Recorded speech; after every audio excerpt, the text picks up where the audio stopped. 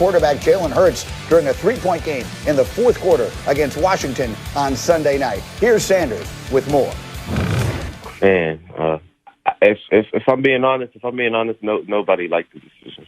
Nobody, and that's all I could say, really. But I don't know who was the main person behind that decision. But all I know is a lot of people on the team was confused.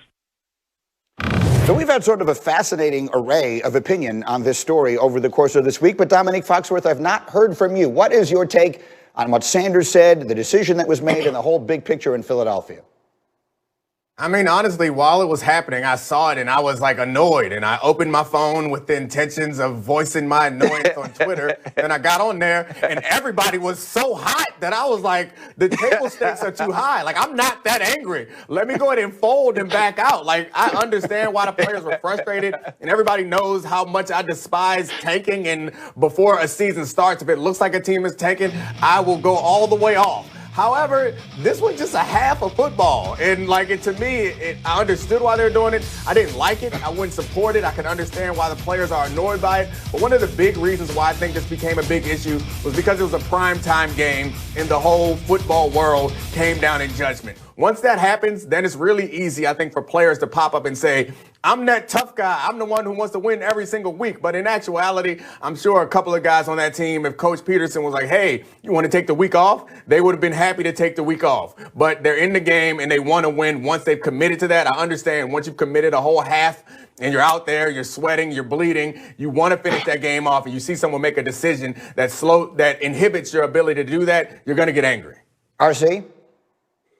Listen, right now, see, the reason he had to shut his phone off or get up out of Twitter was because he was lukewarm. And, you've been in the church. You know what they say when you're lukewarm. You get spat out the mouth. And so he knew he shouldn't have said anything. And he's absolutely wrong as well, right? Like, these guys aren't being influenced by the outside world, because the reason that it was a primetime game because it was a game that was going to decide who won the NFC East. It was a game that the NFL was expecting to be competitive. And there's two different things. When I hear Miles Sanders talk and he says, you know what, not many people in the locker room were in favor of this decision. To me, that means they don't know. And you know this as well as anybody. You can handle things as long as you communicate. If you communicate to the team, here is my focus. Here is how we're going into this week. This is what's going to happen. It's a different reaction from your players. But the locker room and the head coach don't see things eye to eye. I take Jason Kelce as the leader of the locker room, right? He's the captain.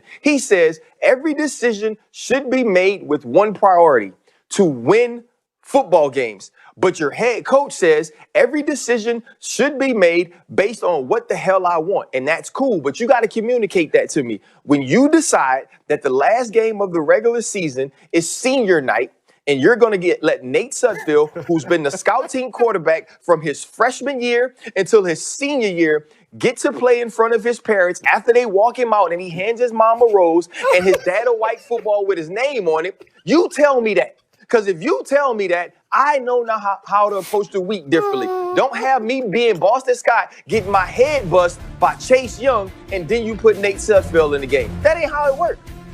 Exactly right. And listen, Dan Graziano, you have been the voice of the other side of this thing. And yesterday, you had your two big fellas in front of you leading the way with the blocking with Jeff Saturday and Marcus Spears. Today, you're kind of on your own, but you don't see it this way. Yeah, but I can scramble, though. I can get out of the pocket and extend the play a little bit, so I'm going to keep at it. Look, well, you and Nate Sudfeld do not have that in common. Go ahead, sorry. Competitive bleeding and sweating as these guys have. I mean, to Dominique's point, yeah, I get it. But look, Miles Sanders was not active for the game, and he was one of several prominent and important Eagles players that were left inactive for the game. I think Doug Peterson did telegraph to his team and to the world that it was going to be senior night. He mentioned last week the idea of getting Sudfeld into the game. Do I know if he stood in front of his team and told them exactly who was going to play and when? No, but it wasn't some kind of big secret or some kind of big surprise. In a game that didn't count for the Eagles, Doug Peterson made the moves he thought were the right ones for that particular night for the Eagles. Finish it up, RC. Go ahead. It was a secret, right? Because I know that Taylor Heineke is practicing to prepare to play for the Washington football team this week. That was a secret. Just because Chris Collinsworth knew it doesn't mean that he communicated that anywhere else. This is a decision that Doug Peterson made based on him. When you're the head coach of a football team, when you make decisions based on you that are opposed to winning, you communicate that with your leaders. He ain't do that. Doug Peterson made a mistake here. This was a bad decision about the way he handled it, and this is the fallout. There seems to be some fallout that seems to be continuing. We'll see where it winds up going. We'll leave that there for the moment. We'll have more on it as we go. But let us say congratulations, Devontae Smith, beating out 3 quarterbacks. The Alabama receiver last night won the Heisman Trophy. He led FBS this year in receptions, in receiving yards, in receiving touchdowns. He's just 6'1", 175. And last night, he took a moment to address kids like him in his Heisman speech. To all the young kids out there that's not the biggest, not the strongest, just keep pushing, because I'm not the biggest. I've been doubted a lot just because of my size. And really, it just comes down to you put your mind to it, you can do it. No job is too big. If you put your mind to it, you can do it, and just keep believing in God, and you'll get where you want to be.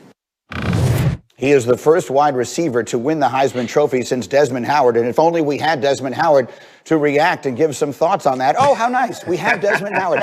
We got Desmond Howard. Last night was a great moment, and he was well deserving. To beat the quarterbacks for this award, you have to sort of go over the top, and he clearly did that. So I wonder what your thoughts are as we sort of prepare for the draft process. What do you think he looks like to you at the next level? I'm asking for a friend.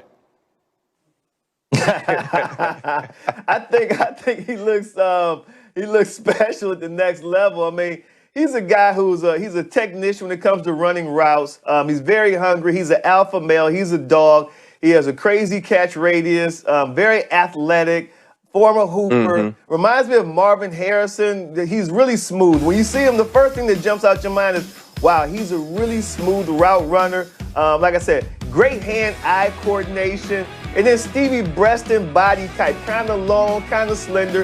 They call him the Slim Reaper because he's out there taking bodies and killing snatching souls on the gridiron. So I think he's a combination of Marvin Harrison, Stevie Breaston, and the sky's the limit for this young man. Just an incredible talent. Like you said, Greeny, when you go into a competition like this and you beat out 3 quarterbacks, it speaks volumes to the talent that this young man has. He is also from the state of Louisiana, which means somewhere along the line, Ryan Clark had to have coached him in something. That just seems to be, that always seems to be the case. Ryan, your thoughts?